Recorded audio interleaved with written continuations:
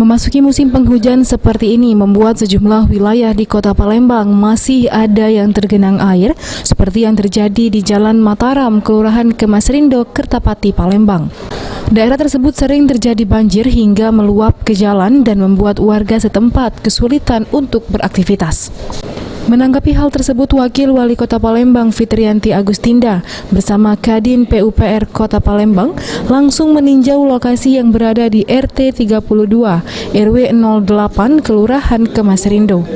Dari tinjauannya tersebut, Fitri mengatakan dirinya akan menginstruksikan ke PUPR untuk mengalokasikan dananya untuk dibuatkan jeramba beton yang lebih tinggi dari jalan sehingga masyarakat tidak kesulitan untuk beraktivitas ketika hujan tiba dengan menggenangi pemukiman.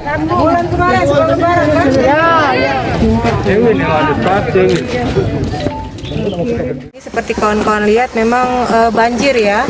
Banjir ini diakibatkan pasang dan juga curah hujannya cukup tinggi. Jadi pada kesimpulannya setelah kita melihat lokasi, memang ini harus dalam arti kita buat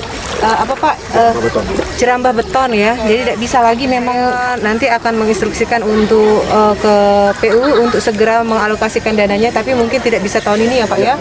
Mungkin insya Allah di tahun-tahun depan kita akan coba buat jerambah beton sehingga kawasan ini betul-betul bisa sampai ke dalam, lalu lintasnya tidak terhambat karena masalah kondisi alam seperti ini.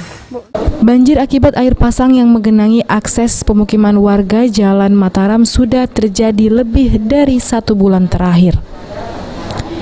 Heru Wahyudi, PAL TV.